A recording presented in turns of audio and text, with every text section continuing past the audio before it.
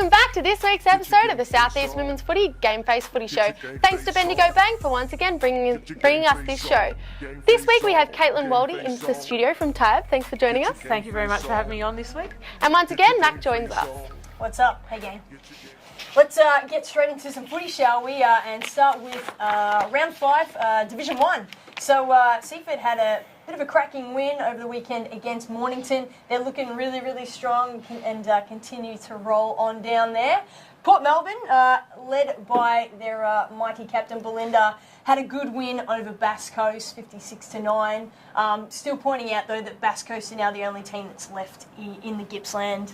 If you're down the Gippsland way. So if you're a player and you still want to kind of step up, I know they are a little bit short on numbers, so it's really that would be a great team to go down and check out and support. The other game that we had on the weekend, which was broadcast by GameFace, was the Devils versus the Sharks. And Devs were able to get up and have a good win over the Sharks, 52-15. Scoreline probably didn't quite reflect how the game went. It was a really, really hard-hitting game. Both teams absolutely belting each other, but it was good to get over the line, and already looking forward to playing these guys again. Chloe Hunt from the Devils had a fantastic game up forward, as she always does. She's the star of the Interleague, and we had a bit of a chat to her. So here now with Chloe Hunt from the Eastern Devils after a good win over St Kilda Sharks. Chloe, what are your thoughts post-game? I think us Devils, we just played an absolutely amazing game. We played our style of footy. We attacked hard at the ball, we ran in numbers, we were able to capitalise going forward. So St Kilda, they're an awesome side. It's always a tough match when we come up against them. So it was really, the scoreboard didn't really show the physicality and the contest during the game, but yeah, I look forward to playing them again in a couple of rounds. Yeah, as you say, St Kilda are probably one of the better sides in the competition, so you must draw great confidence that you're able to get on top of one of the other competition's premier teams. Oh, definitely. It was a really rewarding win today. We knew round 1 when we played Seaford, we probably didn't play our best football, and unfortunately we lost that game. So coming in today's game, we really just wanted to play our style of footy.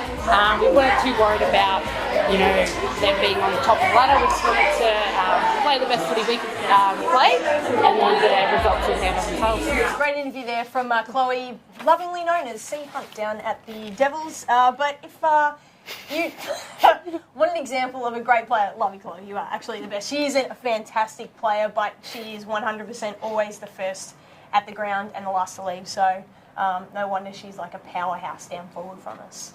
But yeah. This week, Cranbourne had the bye, and I guess from last week, Pam Rogers managed to find some time to send in those nasty bruises from last week. Ooh, cracker! Ooh. I like how she's got a bit of the double angle happening there, so we can really see the whole thing. I just love the way the light really hits that bruise. It just really brings out the blues and the reds. Just a lovely colour scheme there. So let's take a look at the goal kickers. Currently, speaking of Pam, she's still up there with 9 goals, along with Emily McLavina from the Devils, Emac, and also Georgia Harris, who didn't actually play on the weekend, but she's still nice and strong up there at the moment. So even though we have got a bye this weekend, the following week we're going to be having plenty of footy still happening, and probably the game of that round I would think would be Cranbourne versus Seaford. Seaford's currently on top of the ladder, and Cranbourne's also up there in the top 4. They're both rolling along really nicely, and I'm looking forward to seeing what that game is going to bring. So guys, to make sure that you guys can keep up to date with everything that's happening in our league, and not only in our league but across the league, all the different leagues on GameFace, make sure you do download the GameFace app. It'll give you the fixtures, scores, ladders, news, goal kickers, and you might even catch your own face on there. Absolutely. So let's run into Division 2, so round 5. It was a really good game there between Cranbourne and Beaconsfield. Beaconsfield have just come down from Div 1 and are now starting to put a good score on the board there, so they'll be feeling a little bit more confidence with that. There was also the Devils versus the St Kilda Sharks, and we've got a couple of photos here as well from that game. It was the Joe Cox Cup this weekend, so playing off for a cup that both teams have been playing on for a number of years. The Devils had a player, Joe Cox, that passed away a number of years back, and we played that game in memory of her and to raise money for cancer. So, the Sharks look great in their pride strip, and the Devils girls were there in their yellow socks. That's awesome. That's really good. It's good to see clubs still celebrating, you know, those special games. I know in the men's league this weekend it's okay not to be okay round, so it's really good to see all the different clubs and competitions getting around all those different things. It's really good. If we have a look at the rest of the games, I see Seaford got up from by Hastings on the weekend, and Murrumbina once again gave Idiasp a bit of a touch-up. And if we move on to the game between Tyab and Pearcedale, your girls got up. Do you want to tell us a little bit about the game? Yeah, we were really excited. So we came up against Pearcedale early on as part of our pre-season games, and credit to them, they've come a long way since that early round. So they definitely put it to us. So we had a really good mix of girls there this week, so we've picked up a few since the season started. And credit to them, they've come a long way since the start of the season as well. So we were pretty happy to get up and put a win on the board. So, yeah. So you've come from, originally you started in the Goldfields competition. Mm-hmm. How have you found coming across from that comp to this one? And you've also got a background being on Essendon's list last year in the VFL. Yep. How have you felt making that transition across? It's nice not to have to drive so far. Yeah. So the Goldfields League's pretty big. So it goes from Ballarat to Melbourne and Geelong's all into one competition. So there's a lot of driving involved. Yeah, okay. I found that playing over here, the competition's a lot closer. I think it's because you have so many different divisions, makes a big difference. So it's really good that you get some real sort of quality games each week. Yep. Found in the Goldfields the difference between the top couple of teams and the bottom couple of teams, it was really quite vast because there was only the one competition down there. So no, it's been really good. Last year I was on Essendon's VFL list, so that was really exciting. So I worked really hard in the off-season, got really fit and managed to get picked for them. So that was terrific, and it was just a completely different experience to be in such an elite sort of program down there.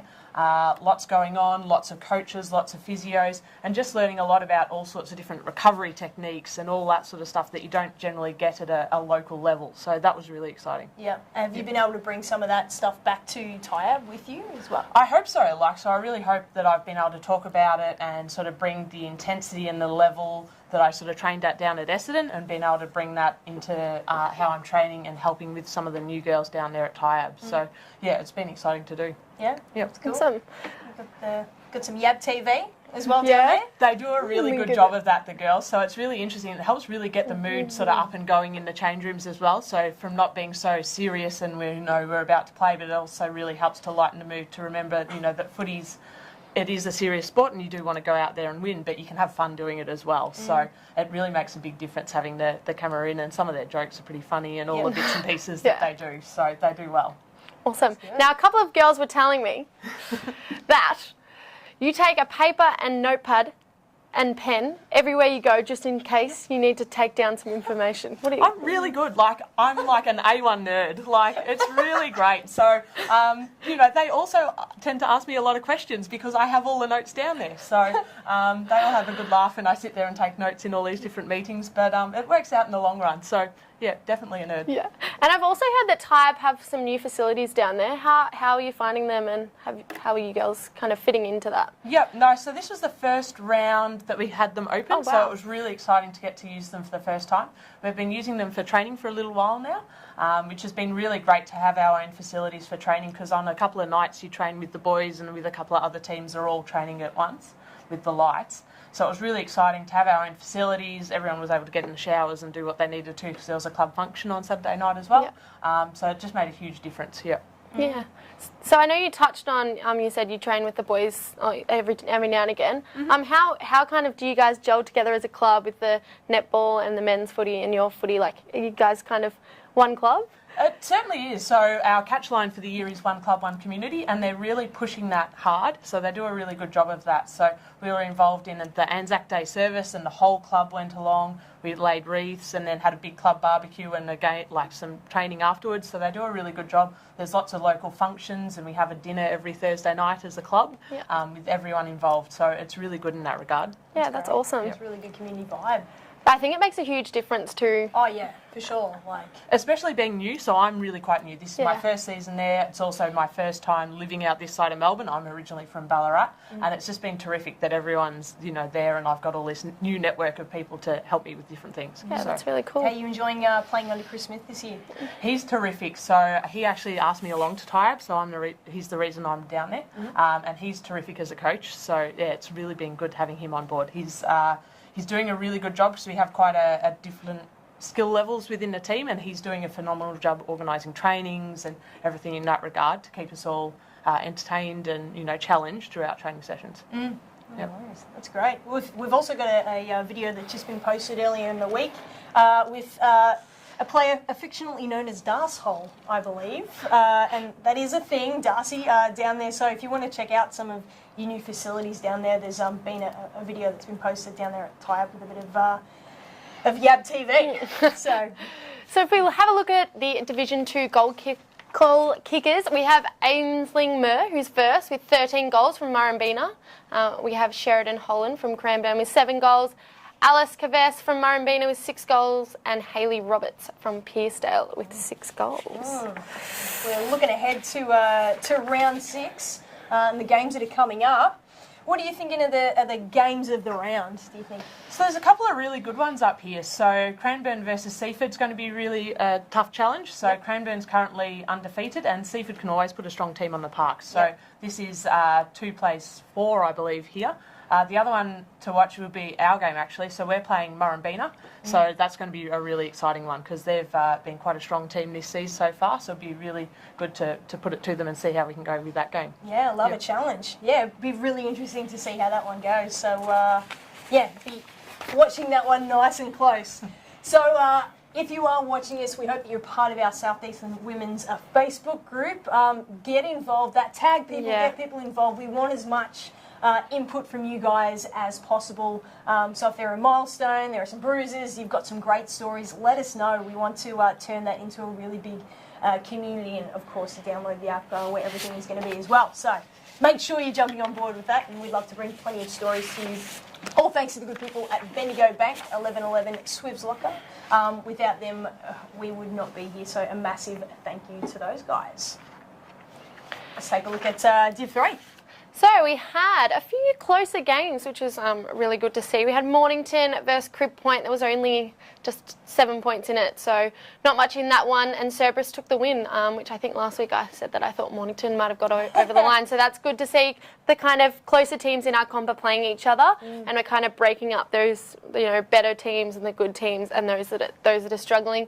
Pakenham versus Warragul, and we were talking about that earlier. The game actually was a bit closer than everyone probably expected it to be. They only came out as 8-point winners, and there was only 3 scoring shots in it really in the end. So kudos to Warragul for they've really stepped up. Red Hill Coringal, Coringal got the job done over Red Hill, which was really good, and then my girls the Bombers got it done over Officer, which was really good to see.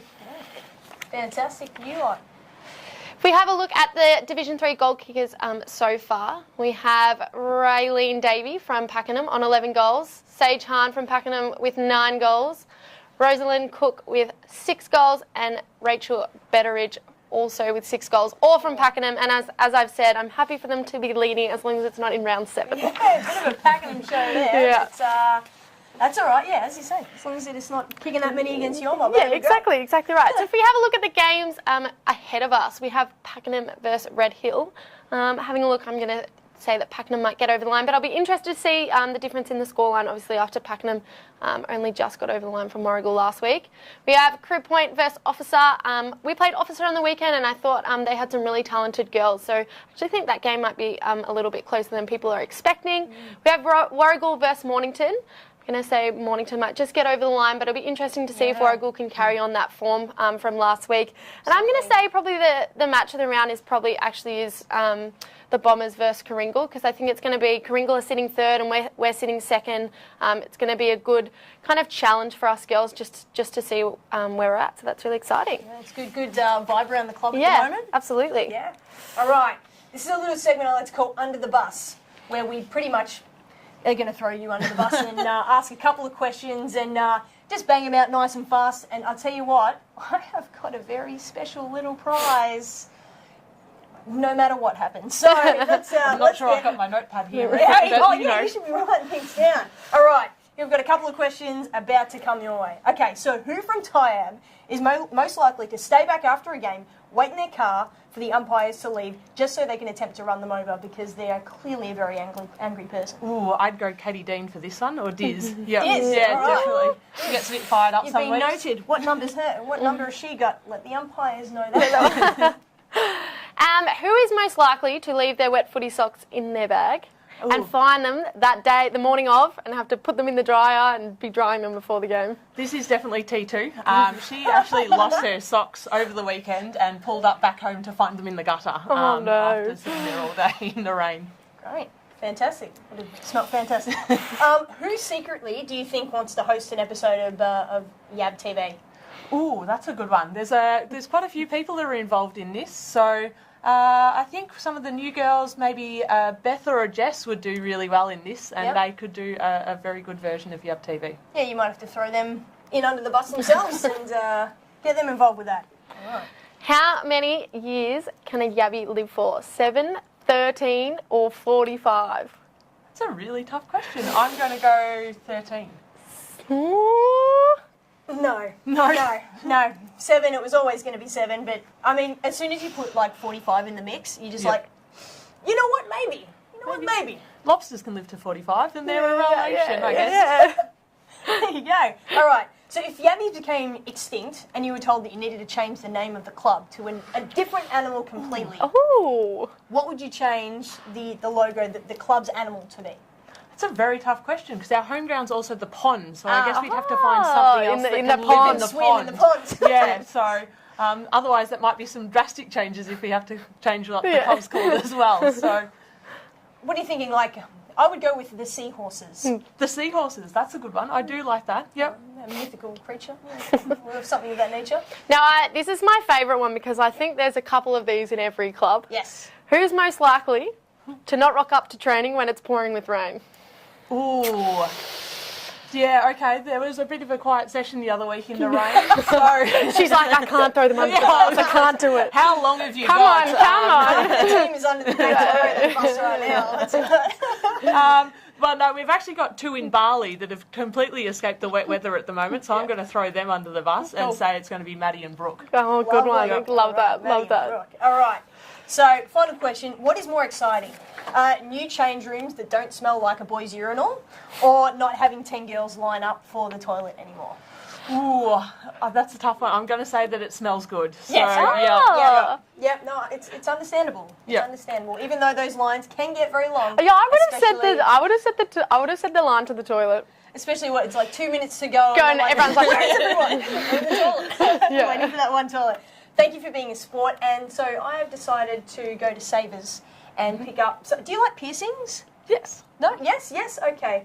Well, here you go. Here are at $2.99. Some piercings. Oh, some wow, fake that's an piercings. interesting collection. You can pop those. Fake on. ones. So they're easy. So they're easy to take off as Terrific. well. They're missing a few. So when the umpire yells at you and says, you got to take your jewellery off, you're like, fine, Easy. it's fake. Go on. I'll And get this the- is from my personal collection. I won this at Little Athletics when I was about 7 or 8 years old, the 3rd position. And because Tyra are in 3rd position, there you go. Oh, Thank you very much. nice. So I expect you to wear that to every game now. Done. You might see I'd these love on the photo. next edition of Yabby TV. Yes, hopefully. Well, guys, thank you very much for joining us, Speedy, and thanks again, Mac, for joining me once again. Thank you for joining us on the Southeast Women's Footy GameFace Footy Show. Once again, huge thanks to our sponsors, Bendigo Bank, Swift Locker, and 1111 Fitness for bringing us this show, and we'll catch you guys next week. Get your game face on.